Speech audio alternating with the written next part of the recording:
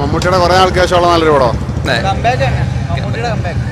മമ്മൂട്ടിയുടെ കമ്പാക്ക് തന്നെ കിടിലം പടം. പടം നല്ല കുറച്ചാൾ കൂടെ എന്തായാലും. സെക്കൻഡിൽ നമുക്ക് കുറച്ചും കൂടെ പ്രതീക്ഷയുള്ള കാര്യങ്ങളുണ്ട്. ആ പ്രതീക്ഷയ്ക്ക് ഒത്തവണ്ണം സാധനം എടുത്തു വെച്ചിട്ടുണ്ട്. സെക്കൻഡ് പാർട്ടിലാണ് നമ്മുടെ ഫുൾ ഡെപ്തിലോട്ട് ആ സ്റ്റോറി പോകുന്നത്. വിനായകൻ ഇഷ്ടപ്പെട്ടു, മമ്മൂട്ടിയെക്കാട്ടിന് ഇഷ്ടപ്പെട്ട വിനായകൻ. ശരിയാ, വിനായകൻ ഒരു നത്തിനെ അതിനകത്ത് കാണിക്കുന്നുണ്ട്. നത്തിനെ കാണേണ്ടത് തന്നെ. പിന്നെന്താ, പുകവലി ആരോഗ്യത്തിന് ഹാനികരം, അതാണ് മെയിൻ. കുറച്ച് വലിയ കൂടുതലാണ് മമ്മൂട്ടി. മൊത്തത്തിൽ ഗംഭീരം. ഡയറക്ടറുടെ പടം. മമ്മൂട്ടി ആകെ വല്ലാത്ത ഒരു ഇതിലായിപ്പോയി. പക്ഷേ എന്തോ വല്ലാത്തൊരു ഫീല് പടം കണ്ടിട്ട്. അടിപൊളിയായി പടം.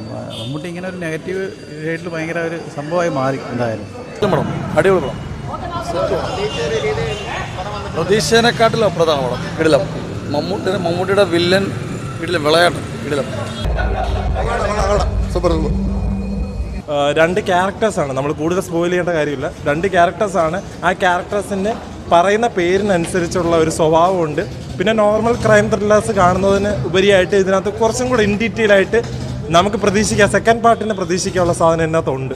അപ്പം ഈ സാധനം ഒന്നെങ്കിൽ കത്തും. കാരണം രണ്ട് മുൻനിര നായകന്മാർ അപ്പുറത്തും ഇപ്പുറത്തും നിൽക്കുക. പ്രതിനായകൻ നായകൻ എന്നുള്ള കൺസെപ്റ്റ് നമ്മുടെ മമ്മൂട്ടിയുടെ പ്രസ് മീറ്റിൽ പറഞ്ഞതുപോലെ തന്നെ സാധനം മമ്മൂട്ടി ഇതിനകത്ത് പ്രതിനായകനാണ്. ആ പ്രതിനായകൻ്റെ കൃത്യമായിട്ടുള്ള മമ്മൂട്ടിയുടെ ലൈഫ് ടൈമിൽ ഇതുപോലൊരു പെർഫോമൻസ് ഒരു സൈക്കോ ക്രൈം ത്രില്ലർ ജേണറിൽ എടുക്കാൻ പറ്റിയ നല്ലൊരു സിനിമ സെക്കൻഡ് പാർട്ടി ഞാൻ പ്രതീക്ഷിക്കുന്നു.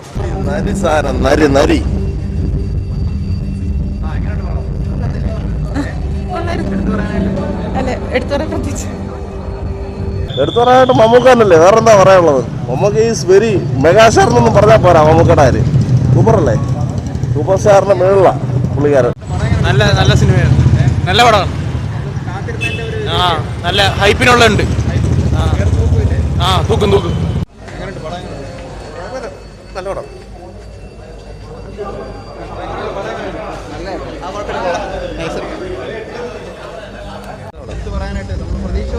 സൂപ്പർ.